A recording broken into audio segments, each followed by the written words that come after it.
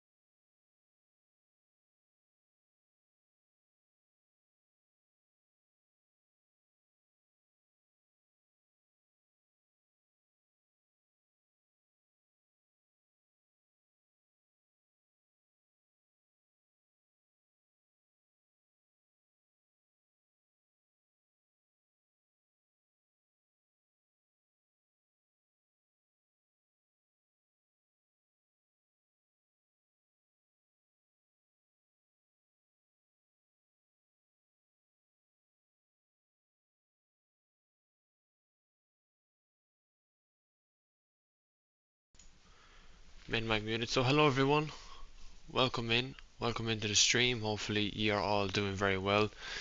This is something I hope you can actually hear me as well. We're just gonna do an audio test. Main mic muted. So hello everyone. Yeah, no, we're live and we're good. Alright, welcome in guys, welcome in. This is just something new I'm gonna try and test out tonight. This is what's called a URC race debrief. So it basically goes through the standings in a little bit more detail, what went down after the race and what were some of the key points we take away from the Grand Prix. So there's a lot to delve in to Monaco. We'll be looking at some of the key parts of the stream, such as qualifying, some key action points in the race as well, just talking about where the drivers might have gone wrong, and we'll talk about some of the key incidents as well. We'll talk about the race winners, the team that performed the best, and we'll talk about as well the current drivers and constructors standings, that how the results are looking after the Grand Prix. So this is something that I will be taking on my own accord. It won't have to involve Leo because obviously he's doing a lot with hosting the race itself on Thursdays, and this is something I could fit in either before the race or after the race, sort of like a build-up or a post debrief. So a pre-race debrief, which would talk about everything going into the race. So if I could do it before the race day, it'd be great. And then if I could do it after the race day, it would be a debrief, so a post-race debrief. And this is basically a post-race debrief of Monaco. So we will not waste any time. We will get straight into the URC constructors standings after Monaco. Now this is how things are looking after the Monaco Grand Prix from last night. So some of the big teams making gains, Haas being one of them. 33 points they got in Monaco, so they don't have the Constructors' Championship just yet. They've just come short. Unfortunately, they need to get 6 points in Austria in order to win the Constructors' Championship. So it should be something they should be able to do with both cars on track next week in Austria. But you know, anything can happen in a Grand Prix, and especially on a track like Austria, such a high-paced circuit with very fast lap times. Anything can happen. But this is Haas's Constructors' Championship to lose, and as you can see, they made the biggest gain out of every team. Then in second place, obviously we have Williams. Now Williams didn't perform great yesterday, I have to say. Metal was not in the session. It was only Max. Max did not have the best of races. He came away 11th. As you can see, Williams picked up no points. Yet, despite them having such a successful season, Williams are still in contention for the constructors' title. 38 points is their gap to Haas. They would need practically a 1-2 finish next week in Austria, and they would need Haas to practically score nothing. Basically a miracle for Williams to win this Constructors' Championship. And Ferrari, ladies and gentlemen, who picked up 14 points last night. Obviously, Jitter Archie's car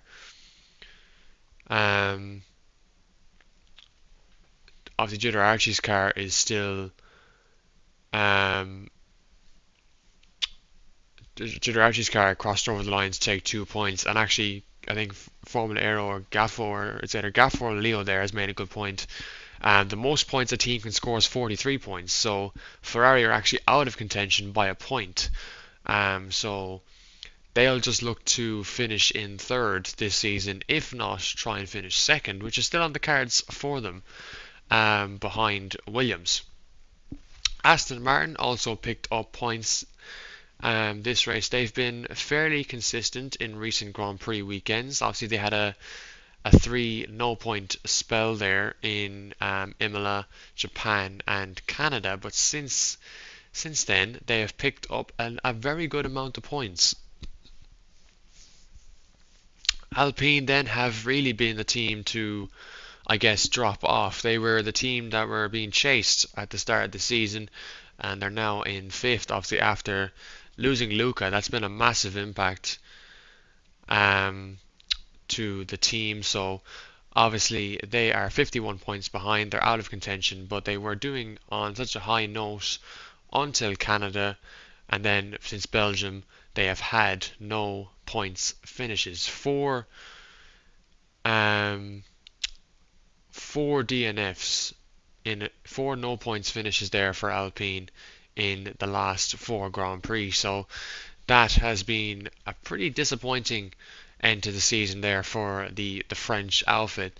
Racing Bulls have been the team that have really recovered this season. I think since the mid-season change in Canada, we've really seen the likes of Quiet Boy really make a difference to that team. I know Kloppo isn't the fastest driver, but he has a lot of passion, he has a lot of heart, and in the races he's raced in, Belgium was one of his finest displays of driving, where he got a point on some very old intermediate tyres in very dry conditions. So, you know, Kloppo has passion, he has heart when it comes to the track. Yes, he hasn't got the pace to keep up with the majority of the field, but look, he's got the dedication, he's got the commitment, and he has helped his team where he can this season. But Quiet Boy, since he's come in, it has been quite the result. Obviously they did pick up a win in Qatar, so it has really boosted their season, and they're really on for a top 5 finish come the end of the season. Mercedes I think are a team that we obviously have to look at in a retrospect this season, having Hyper being dropped in round 1, which I think looking at it now was the wrong decision. I think a lot of people will side with that, and it was unfair. But since then, this P7 for Mercedes is very, very much reflective on Mercedes' season as a whole. Obviously, when Hyper was dropped after Silverstone, you can see their points tally: 0 points, 2 points, 0, 0, 15. They really started to pick up again when Hyper came back in Canada, and then Belgium. They've been on a good amount of points since then. No points in Monaco, so a difficult race for them. McLaren, again, another team that was consistently a top 5 team this season, just wasn't able to deliver in the second half. They kind of fell off a bit. You can see their biggest race was in Netherlands with that Vinny and ST race, but since then they haven't had a great result and haven't had a good season collectively. Red Bull, I think it's self-explanatory. Since ST has come into the team since Singapore, they've had quite a phenomenal 2 weeks. 15 points in Singapore and 27 points scored in Monaco. Obviously, ST getting the race win last night, picking up Red Bull's 8th all-time win in the URC, and a first win for a long time for the Red Bull team. The most wins earned by a Red Bull driver, I believe, is Rian with 4 wins, a driver that will be returning in season 12. So looking forward to seeing him back on the grid. Will he be with Red Bull? Who knows? Sauber then, obviously Sauber were overtaken last night in the Constructors, a disappointing weekend from their duo of Ben and Joker. Obviously Ben joining the grid late on in the season hasn't been able to maximise that much of results. Did out-qualify Joker last night, which was a massive shock, I think, to not only Leo but myself as well. But as you can see, in the last 2 weekends in a row, Sauber have come away with absolutely nothing, and Monaco was just not the race for them.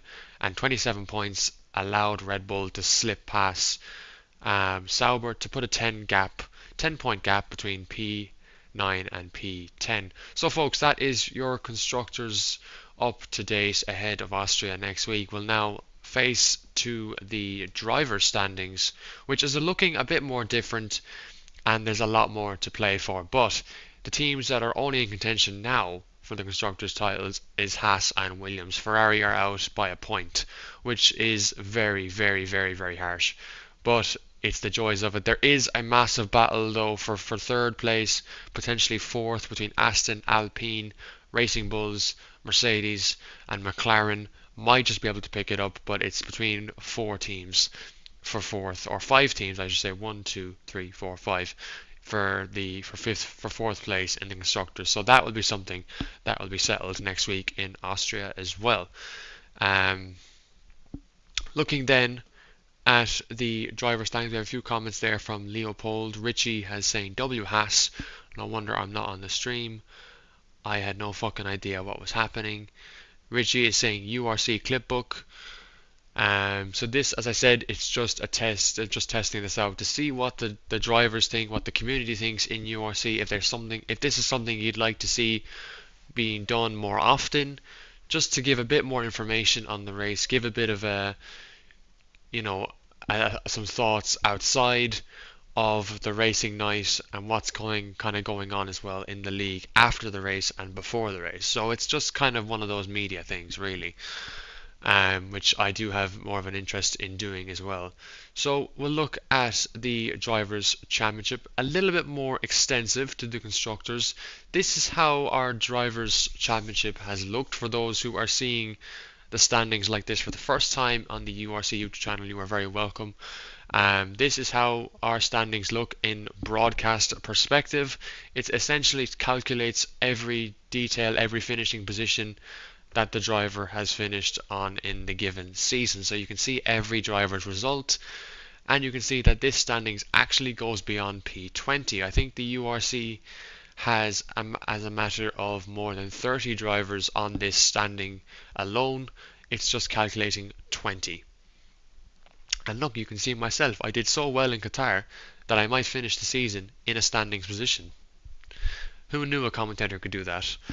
As you can see, Fran Bernoulli has position C. That declares him as the champion, and you can see his results throughout the season have been deservedly of so. P6, in Silverstone, P1 in Saudi, P3 in Austin, P1 in Japan, a DNF in Canada, which caused a shock to everyone. Obviously, he missed Belgium and Qatar. He was supposed to miss Netherlands, but he was back in time for it. He was P2 in Singapore and P5 in Monaco after a post-race penalty was applied, and we will get to that as well. All that details on incidents and everything will be covered in this race. Now, the most intensifying thing going into Austria next week is there is a battle for P2 in the constructors in the drivers' championship. Richie, who has been third in the drivers' championship for the last couple of races, has never really been considered to finish second, just considering Hyper and Fran's pace this season. But he has made a surprise to us all, and he's gone into second place, 2 points ahead after gaining 18 points last night, finishing second behind the Haas of ST. This pushes Hyper into third on 100 points. The championship is practically over for him. And again, we'll get into the reasons why. No, Leo, no. And then obviously Richie's teammate is fourth, so there's a really interesting battle then maybe between FaZe Monkey and Richie for possibly P2 in the championship next week. But I think, and I'm going to say this, they'll be more focused on the constructors next week, so it'll be very interesting to see. And obviously then you have our reserves, Luca and RB Gaffo, who dropped out in the season. Luca dropping out after a dismal race that he had himself in Canada, and then RB Gaffo, unfortunately due to personal reasons, had to drop out after Austin, which is a massive shame for him, unfortunately. Then another driver making gains, Quiet Boy. He's had a really up and down season. His best result P1, obviously in Qatar. He's had a few P4s and two P6s, so he has just basically been improving, and he's on the up. He's gained 2 places since Monaco last night, so he's moving up in the standings. Metal Metal was fourth in the driver standings at one point this season, but he's had a lot of bad results. As you can see, his points have kind of seen a bit of a downfall. He started P9 in Silverstone, then P5. He had a really good run of form up until about Imola, and then since then he has a P8, P9, P6 in Qatar for him, and then P7 again in Netherlands and Singapore, and he missed Monaco, so he's moving down even further. ST has been really the step in of the season in terms of a signing to a team. He's had an instant impact. He's on 50 points. As you can see, a win in a P3 in Singapore and a P1 in Monaco and a P2 in Netherlands. Really good solid form, a 3 in a row podium streak for ST, and he'll be hoping to continue that on, and he's jumped ahead of Joker, who rounds out our top 10. Bluefoot then in P11 in the Aston Martin. Has been a difficult season for him. 5 DNFs for Bluefoot this season. That's 5 out of 12 for 5 out of 12 races there for Bluefoot, so really not a difficult season for him, and hopefully some way he can improve next year. Then Johnsy Boy, who did start the season with McLaren, ended up at Aston Martin, dropped out after Canada, so a difficult spell for him. Yari has gained 1 place. Yari's had a very difficult season. As you can see, his best result, Japan, P3 in Japan, and then for the rest he's had 3 DNFs, which has been very, very interesting as well for Yari. And then he's beating his Belgian comrade in 14th as Vinny. Again, has a difficult season, only 2 DNFs, but he's missed about 3 races basically, so he's had a difficult season. Pickle Alex has dropped out of the season. He's being replaced by Lucas Spurs, so this will be updated. Jitter Archie has had a bit of a dismal season, 20 points to his name. His best result P7 in Imola. And then myself, my best result, P3 of the season, which I am happy to show off, of course. And then you have Billy Wiz, Rando, and Sir Nathan Yu then rounding out the bottom of our Drivers' Championship. This is how everything's looking after Monaco last night. And obviously, Fran is your Drivers' Champion. So let's take a look at the YouTube. So we want to look at, I suppose, a few things.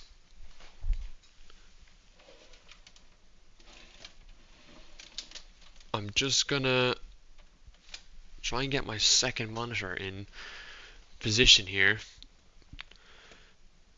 So where is the best? So there's not many moments in these are some of the first or the second laps being set. I suppose if we go to the first laps, 10 minutes into quali, Fran has set a 1:11.1. Now you're probably thinking that's a slow lap. That's not his pace, but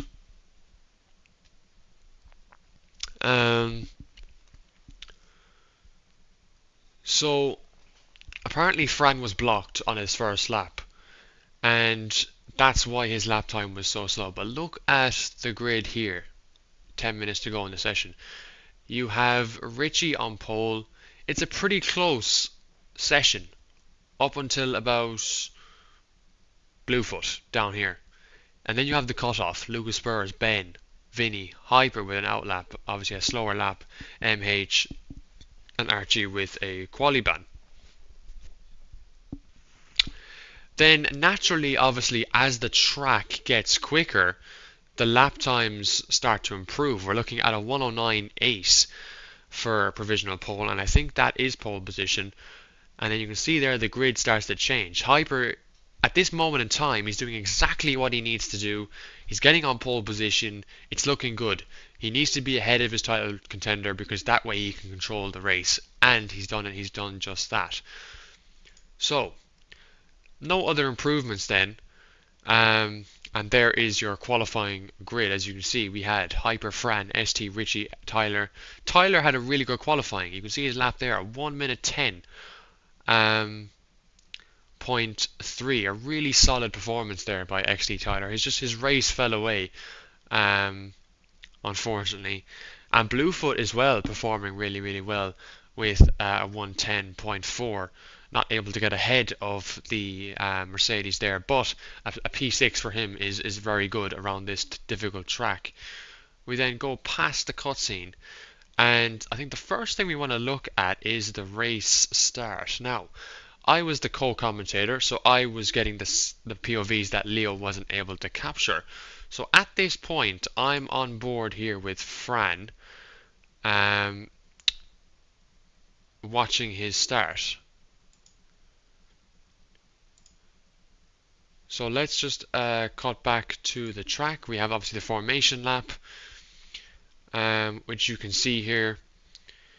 And nothing really happening as of sorts. Now, Vinny and Max, I think, do come into contact on the formation lap. So they get set back here, which obviously is the grid, as you can see.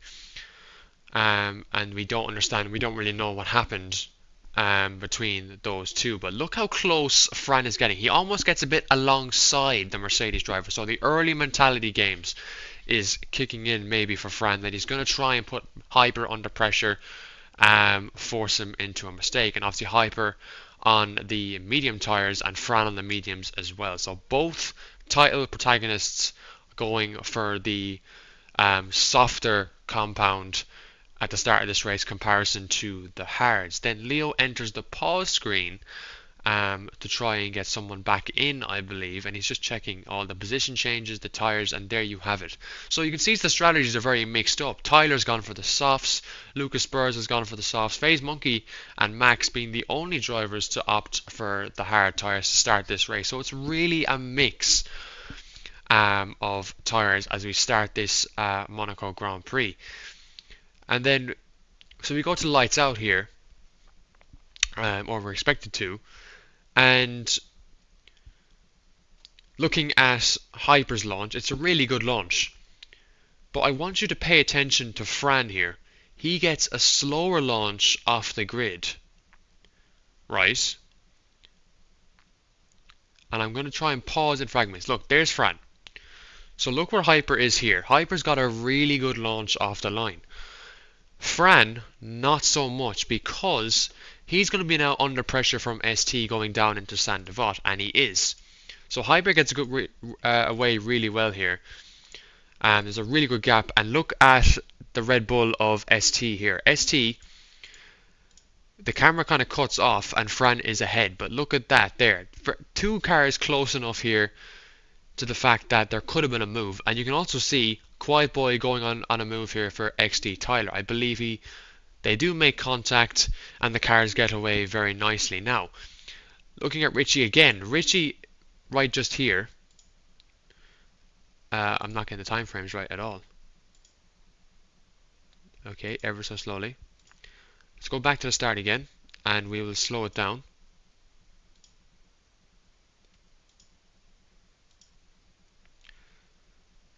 Look how close Richie is there. Richie's here, Fran is just basically where the season 11 is. So Fran's under pressure here. Fran doesn't settle into a rhythm till about lap 2. So we'll go back to normal speed here.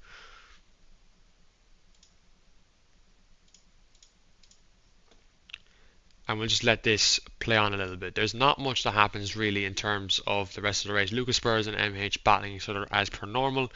And obviously lap 1 battles happening all the way out throughout the field.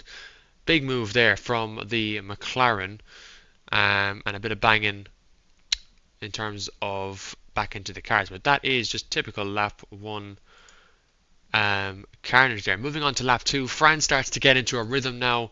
He's kind of moving away from Richie and ST, who are having a battle of their own. And as you can see, the two McLarens here have a big moment on lap 2. We'll just come back here to the hairpin section by the hotel. You can see there's a lot of chat going off between Leo, Richie and Hyper. So interesting. It's good to see a bit of a chat going on as we talk about some of just the key points of this race, and we're coming up to it. So keep an eye on the McLarens on track. Here they are. We have Lucas Spurs ahead of Yari and Vinny. So what I'm assuming is Lucas Spurs has a bad exit. Vinny gets ahead of him, or Yari gets ahead of him, and then the two McLarens, bang, coming together here in that part of the track.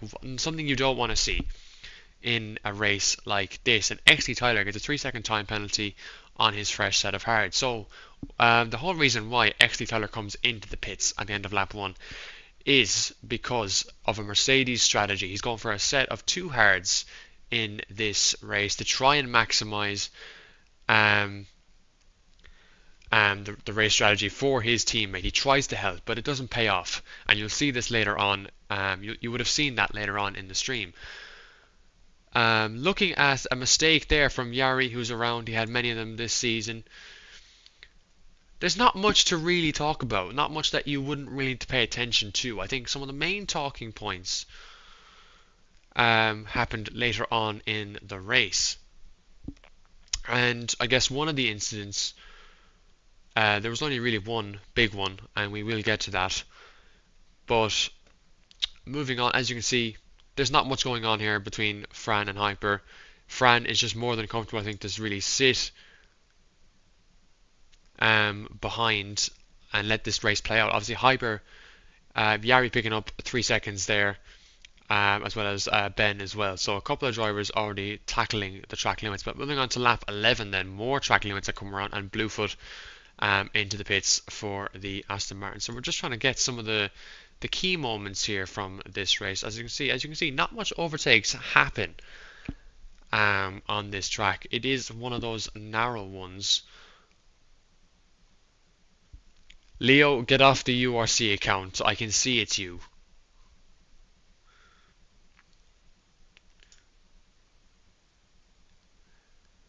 The incident then that brings out the safety car, I believe.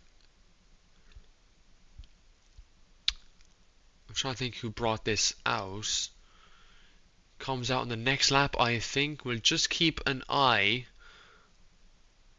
on who has brought this one out. I believe it was Vinny, if I am correct. Yes, so he hit the inside wall, and that causes the first safety car. So here's what the drivers do at the front. And they're obviously on the hard tyres now, so we don't expect them to pit again. They are on 6-lap old hard tyres, so they're going to try and make this go the distance. Now, me and Leo in the commentary box did not expect a full safety car. It's very, as you know, on recent F1 games,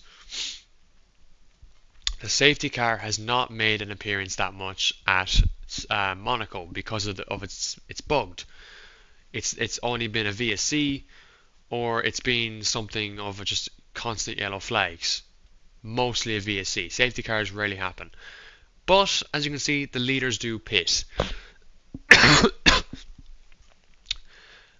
So you have Quiet Boy then who's staying out.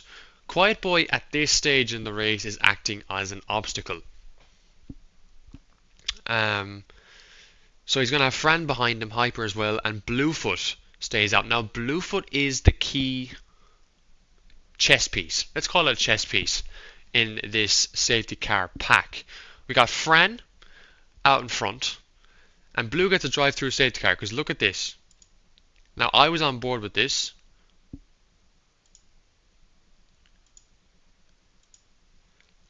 We'll just make sure we don't miss it. So they're still on the hards at this point. I wish there was an easier way of, I know there's timestamps and everything, but we're going to slow this down again so that you can see the problem. And we'll slow it down to 0.55 just so that you can see that. So Bluefoot is here and he's coming through the pool section. So Fran boxes, Hyper boxes,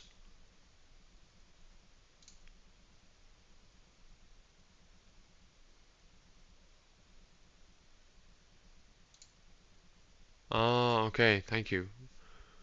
Sham, use arrow keys to make go back 5 or 10 seconds. Okay.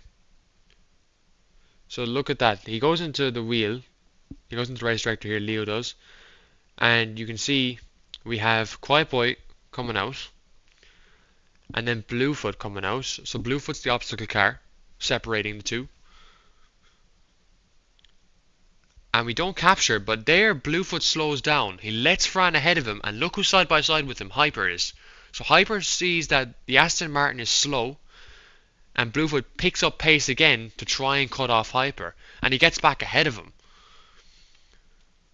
So what he's doing then is now Blue is the car that is sitting between, and that might be a brain fart right there, because that's obviously pointing that out. That's like a Will Buxton statement. But these two are friends. These two are not friends. Put the two together. These two are friends. These two are not. So, what do you think is going to happen? Is A, Blue gonna hold up Hyper? B, is Blue gonna ram Hyper into a wall? C, let Hyper by, cool as a breeze?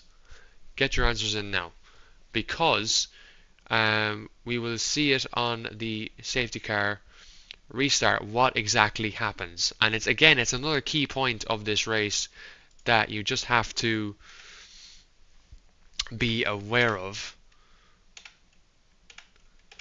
Oh my god, right arrows are so helpful.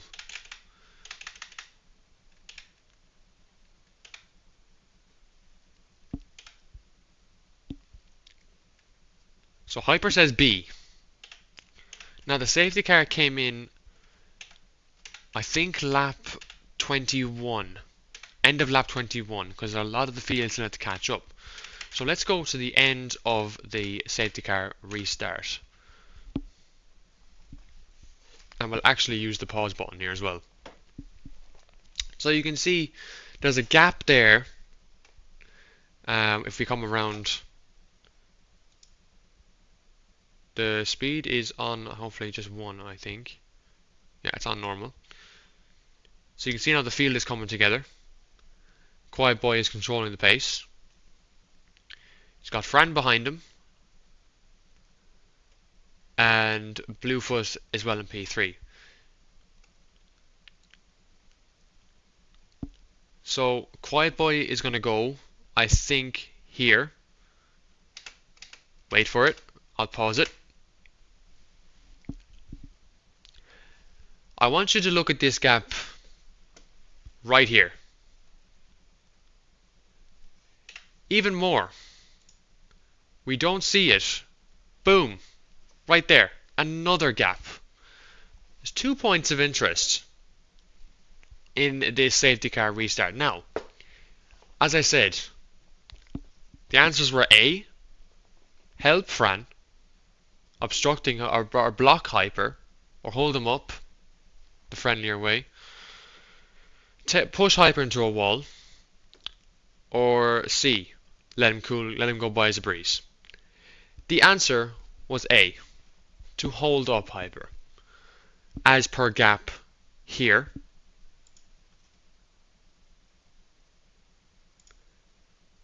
And here.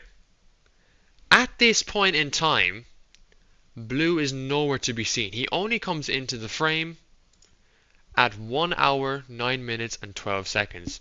Look at the gap. That is 1.5 seconds. He then has Hyper behind him here, along with the rest of the field. This gives Fran a massive lifeline. Is it what Fran wants? Who knows? We'll never know. But it does give him a lifeline. And then we go down to the safety car restart. All is well. As I cut to that, it's Joker who has been spun. We don't know how he spun, but he spun. And then here you see it once again. So another point of conflict. We'll get ready to pause. So Quiet Boy comes around, Joker in the wall. And at this point Leo is missing. So we don't see the point of contact here on stream between, if there is one, between Blue and Hyper. But Blue is doing everything he can within the regulations and within the rules. So he's keeping it to the limits with Hyper. Hyper will argue otherwise, as he's every right to. But you can see here, Hyper gets ahead. There's nothing much more Blue can do here.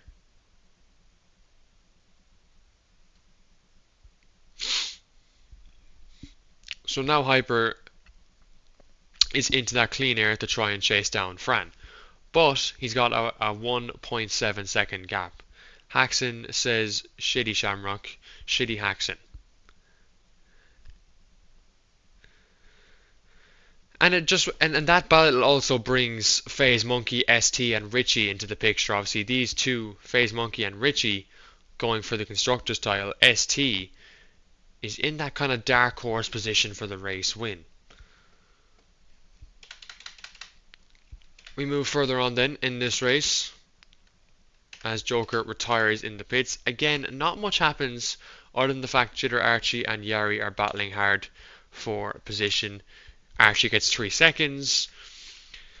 And then, you know, Fran's just trying to find a way past Quiet Boy.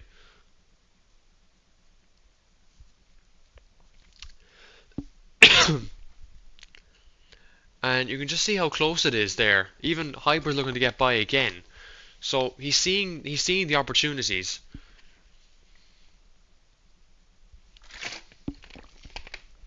But Monaco being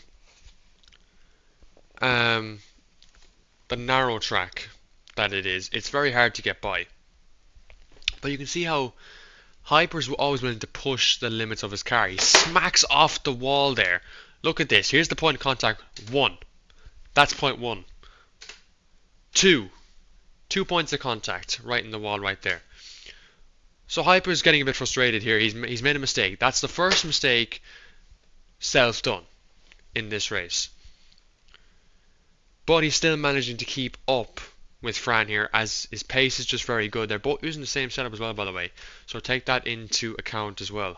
Fran's still not able to get past Quiet Boy. Yari and Jitter are actually still battling, and then FaZe Monkey and ST there battling for P4, but the Haas does manage to stay ahead in that place, and as you can see they're battling. Is just going to let these guys up ahead pull away a little bit even more, but the hotel section does make a difference. You want a full screen? I can put a full screen. How does that look? That's better?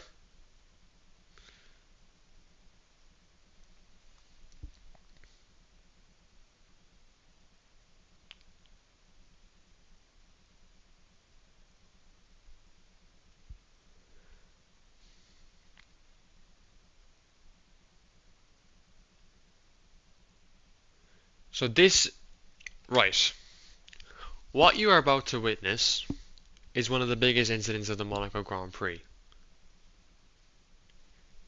Here is the first point of the incident, right? Fran is wide. There is space here for Hyper to be entitled to room. You have the Haas of FaZe Monkey behind.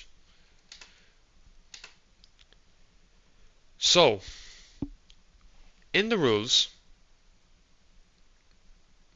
in the rule book, Article 6, overtaking and attacking, in subsection 6.1, a driver's wing, which is here, must be level with the defending car's cockpit.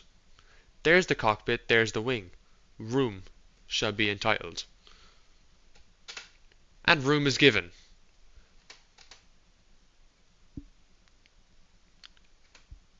So, contact is made here. Now, you can't really see Fran here, but he is squeezed. Hyper has a lot of the right side of the track here. Not saying he can go to it, but he's got a lot of room. And then you have Fran here, mounted up against the wall. And then a collision due to instability in the car from mounting the wall sends him into Hyper's car, into the wall. They both get damage and both get a 3-second time penalty for exceeding track limits due to the damage.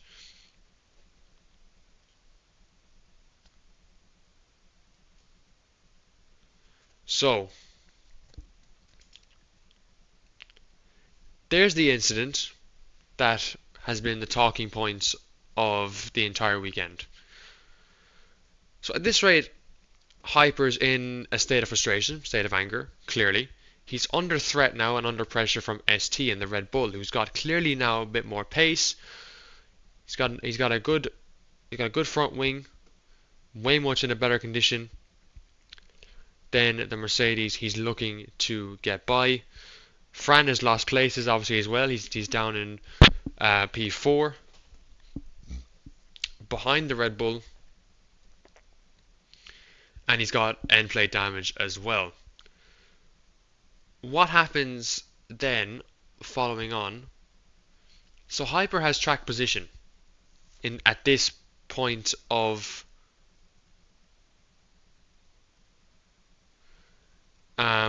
the race. At this point, Hyper is in a good position. Now, the damage, the 3 seconds, not the best place to be in, but in position wise, he's ahead of his title rival. That's something we have to take into account. And obviously, there was a lot of discussions on this incident actually through yesterday and today. It was only concluded this evening. But you look at it here, so you have ST trying to go on for a move on Hyper, tries to get it done on the outside, and he does actually get the move done, but Hyper tries to stick with him. He's entitled to room here. This is the first mistake. Go back. So, in the corner, he's turned in to the corner too much. He's lost the car, and he's hit the wall. And then he's just in a constant kind of like half spin, trying to keep it together. And then the ghosting comes into effect, where Fran gets back past him. Now, that's obviously a controversial part of the game. That's probably what annoyed him a bit even more, because of the ghosting. He would have still been able to keep P3 had the ghosting not occurred. And then he gets a bit of a weird exit here, not on this lap. I think it's on the next one. But now Fran is ahead of him, so the title leader is back in the lead. He looks for a move here, and he's getting a little bit impatient to try and go for an overtake. He's just trying to find some gaps, but he can't do it. The damage, the tires, they're not in the best condition. He's sliding all over the place, and it's really exposing him to the two Haas cars behind. But moving on, ST is in a prime position to win this race. He's on the medium tire, which will go to the end. I don't know how he did make them go to the end, but at this point in the race, they're in a very good condition. Quiet Boy's tires, not so much. He's been on them quite a long time in this race.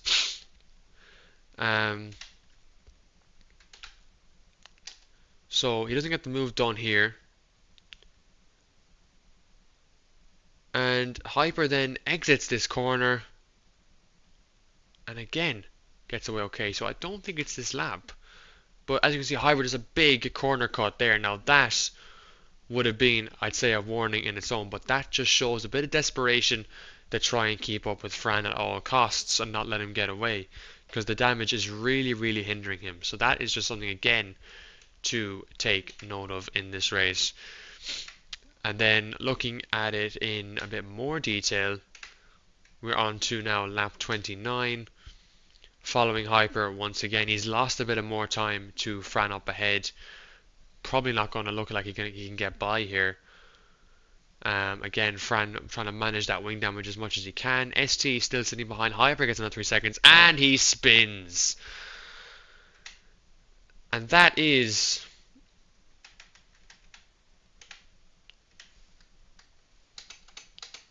so he cuts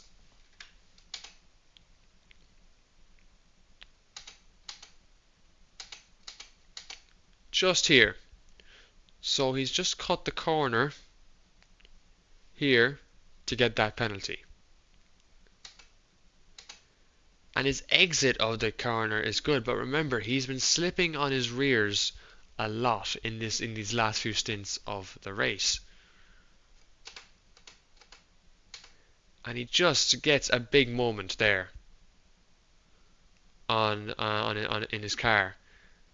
And this is his own doing, this spin. It's nothing to do with Fran. Absolutely nothing. He's hit the wall, he's spun, and he's rapidly losing places. The next decision from Hyper is probably one that makes the entire incident race outcome not really go in his favor. And it's because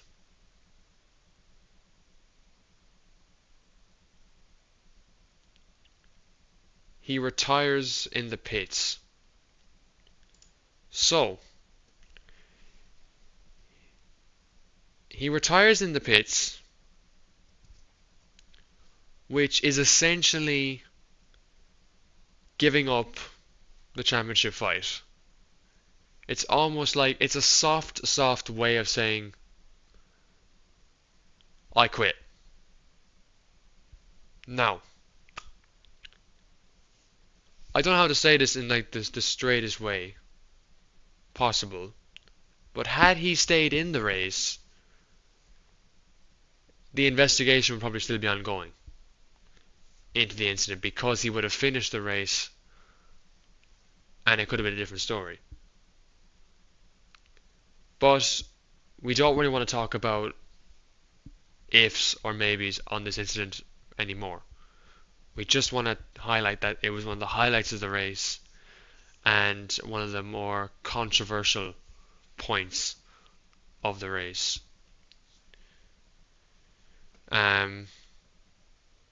But that DNF, that voluntary retirement in the pits, in my own opinion, screwed it for him. So maybe a learning curve there. I'm not sure. It's a tough one. I think it's frustration in the heat of the moment. I think that's what it is. It's hard to make decisions when a race like that hasn't gone your way.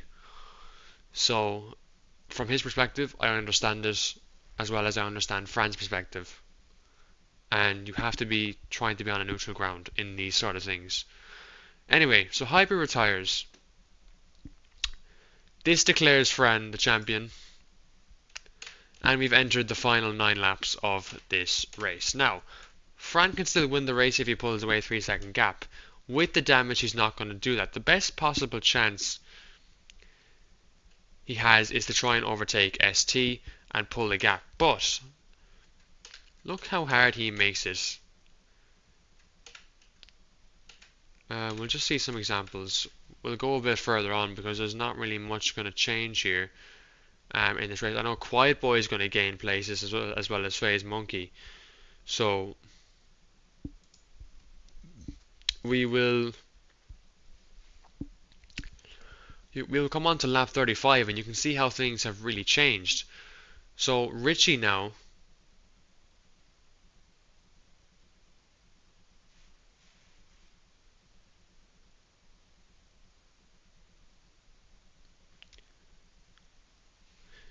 yeah, I understand your POV, Hyper, I do. As I said, I see it from both perspectives. I see the frustration and I see the anger. You know, I'm not arguing against you or anything at all. But at the end of the day, we have to, decisions have to be made, and we have to come to them.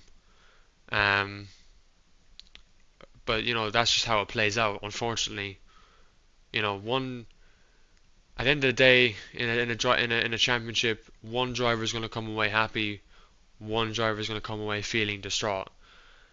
And yeah, that's just how it's played out, unfortunately for you, pal. It's a shame, really, and the decision to drop you after Silverstone was the wrong one. I do apologise about that.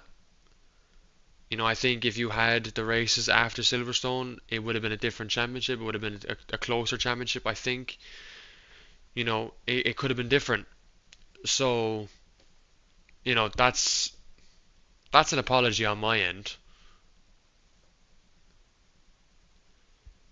So, that's all I can apologise for. And I know an apology mightn't be good enough, but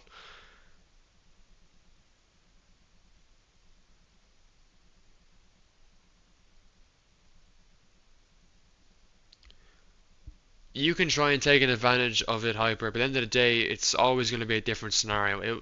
A scenario like this will never happen again. I can promise you that. Because it's not going to be the same conditions, it's not going to be the same track, it's not going to be the same corner, it's not going to be the same tire wear, whatever. It's not going to set a precedent that will be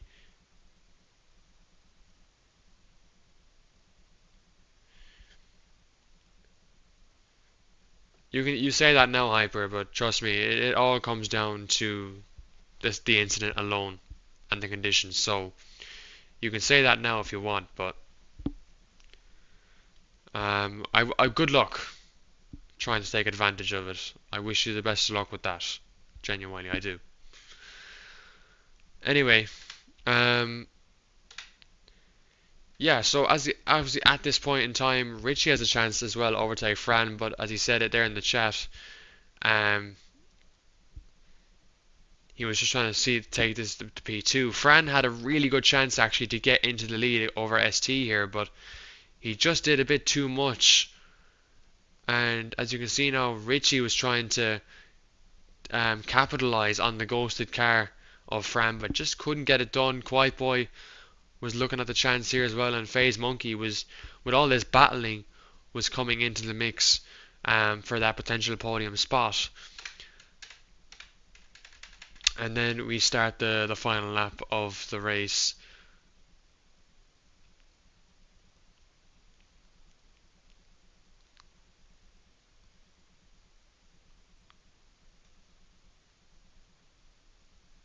You take the incident alone and it's a DSQ for your championship. Very simple.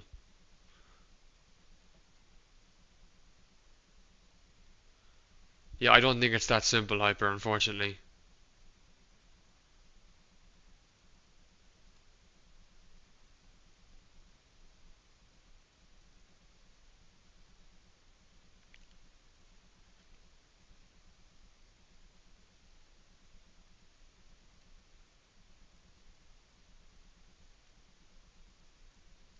It's really not that simple, Hyper, but you know, you're entitled to your opinion, and I'm not gonna speak on the matter anymore because I've had I had you talking about it at almost 2 o'clock in the morning, which was just ridiculous and pathetic, but each to their own. And yeah, so Monaco gets wrapped up with ST taking the win, and Richie and FaZe Monkey then really topping off a fantastic weekend in Monaco for P2 and P3, and then Fran P4 on the line. But if we come to Discord, which I'll bring up on the stream, properties.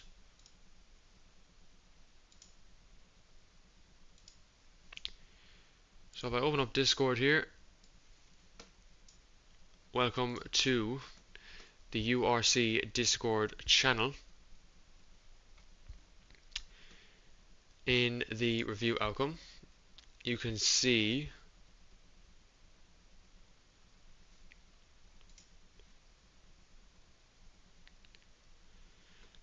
why Fran has the 5 seconds applied, and that was due to that main incident, and then there's a whole decision on it. And yeah, and that was pretty much it really. There is not much other than that, ladies and gents. So I will bring up the calendar ahead of next week. Austria, round number 12. It's our last race of the season. And there's a lot to be settled. There's a battle for P2 in the Drivers' Championship. There's a Constructors' Championship to be won. And there's a battle for P4 in the Constructors to be settled as well. So a lot of things to be settled around the Red Bull Ring next week. Guys, that is the post-race Monaco debrief. I hope you have enjoyed it. Let me know if this is something you'd like me to do next season. It'd be something purely on my own, really. Just so I have something I can do for my own with URC. And I think it's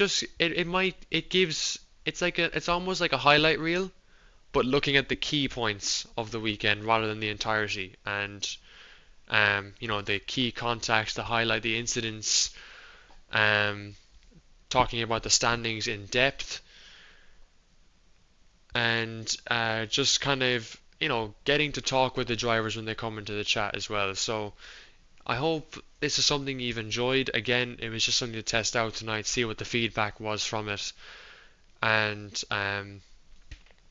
yeah, that, as you can see, we started off in Silverstone, went to Monaco all the way last night, and we'll finish off next week on the 5th of March in Austria before the real F1 season begins in Australia.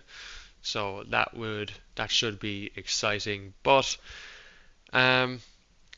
right, Season 12 information, ladies and gentlemen. Yes,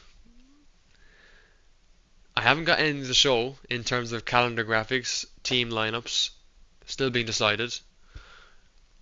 But I do have some information I'd like to share on Season 12.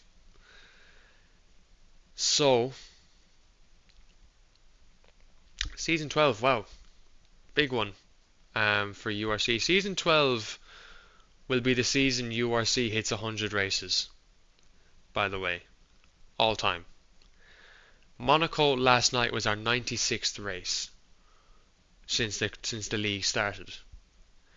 Austria next week will be our 97th race all time, and that will wrap up the season. The first 3 races will be race number 98, 99, and then we'll have our 100th race on round 3 in season 12, which will be a very, very special weekend for the league, and I can't wait till that comes around. We hope to get one more season on the 25 cars. That is the plan.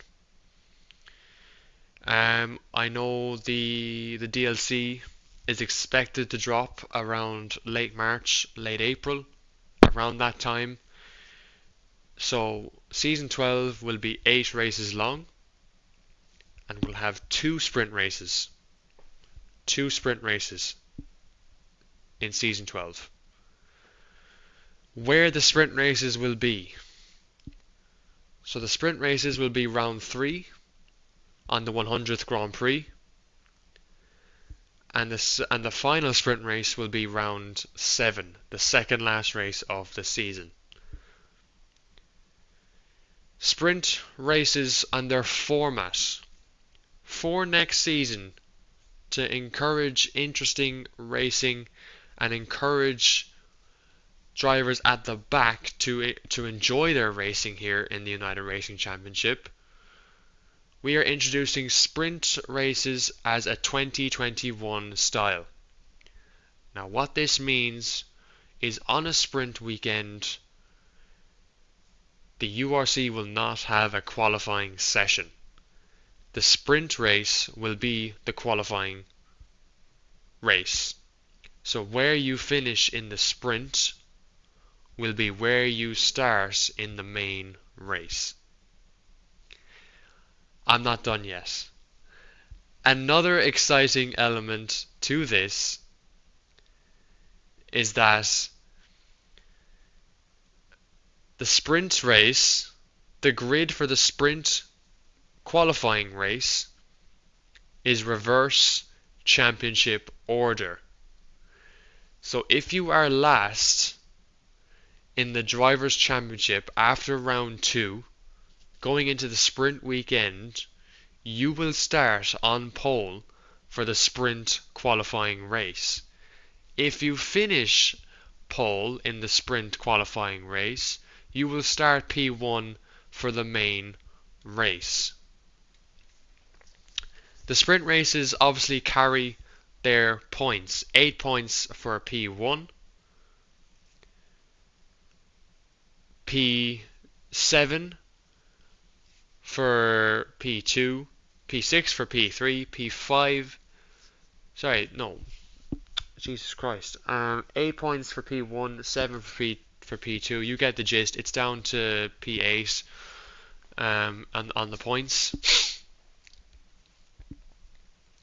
And what it will do is it's just going to make the sprint weekends a little bit more interesting for the drivers who aren't able to compete in the top 10 that much, you know, who do struggle a bit. So that should be interesting. A 2021 sprint qualifying style will be very interesting as well to see. So hopefully, again, you're looking all forward to that. In terms of the driver lineups, there will be a cap on who is allowed race next season. In terms of the pace field, Richie, I promise you, the calendar next season is way better than this one. I can promise you right now, it's way better. I really think I've nailed it. Um, I think we're hoping to have a week break after Austria this season, and then the first thing that will be released is the calendar, and then we'll have the lineups. So calendar, lineups, and then a bit of pre-season debrief of, predictions. Who we think is going to come out on top, who will perform the best, and obviously, I think after Austria, we'll have some end of the season acknowledgements. Most improved driver, most consistent driver, um, which mid-pace driver really impressed the most from the start to the end. Some stuff like that. We might even have a best overtake of the season, just for a bit of fun. I'm sure there's a few of them in there that some of the drivers have done. We just want to have a good community, a good foundation going into season 12, and obviously as season 11 is coming to a close, I'm just very grateful.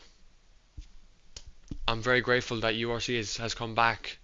As I said it when I released the calendar, and when I booted up the stream again on the URC channel for the calendar back in December. When I didn't think it was possible. I when URC closed, I didn't think I was going to bring it back, and people thought I was crazy. They were like, "Sham, it's going to fail again. It's just not going to work. You've tried it before. This is your third attempt, fourth attempt trying to reinstate a league or whatever, or do something different." And I've really pulled it off. But it's not by myself. I didn't do this on my own. I have a few people to thank. I have Gaffo to thank for his tremendous work with the server, being a staff member, getting the drivers in from Formula Aero, who have been, a lot of them, the majority of them have been incredible this season to come over and race in my league. It's been a tremendous pleasure to have them, and I hope they'll stick around again for another season. Leopold, who came in obviously as well to help out with commentary duties. He's been a fucking legend in terms of his commentary. He's hosted the sessions for me when I'm not able to make them, so he's really helped me. And yeah, there's just been a lot of help this season, which I've always needed in URC, because there has been seasons where I've had to do this on my own, and it's difficult to run a league on your own because you have to make difficult decisions, like difficult incidents and difficult verdicts. So yeah, it's just a massive thank you. And to the drivers, for the drivers championship that's been put up between Fran and Hyper, unbelievable. I mean, Monaco last night, an example. Monaco is one of the most boring tracks on the game in terms of racing, because it's just a DRS train. If anything, last night Monaco was one of the best races I've watched all season, and it really puts some of these tracks to shame. So it just goes to show that a lot of tracks have hidden qualities. It doesn't mean Monaco will be on next season's calendar, by the way. It definitely will not be. I'm not that nice. I like Monaco, but not that much. So yeah, I thank you, and hopefully you have enjoyed this debrief tonight. I think I've gone over time a bit. I've been speaking for an hour and 10 minutes, so that's a lot. But just thank you for coming in, guys. Thank you for coming into the comments and just having a conversation. It really helps. And yeah, supporting the channel this season as well. Those who have subscribed for the first time or reoccurring viewers, the views have been incredible on the races. Whether you've watched the live stream or watched it after, thank you very much. It means the absolute world to me. So thank you very much, guys, and good night, and see you all next week in Austria.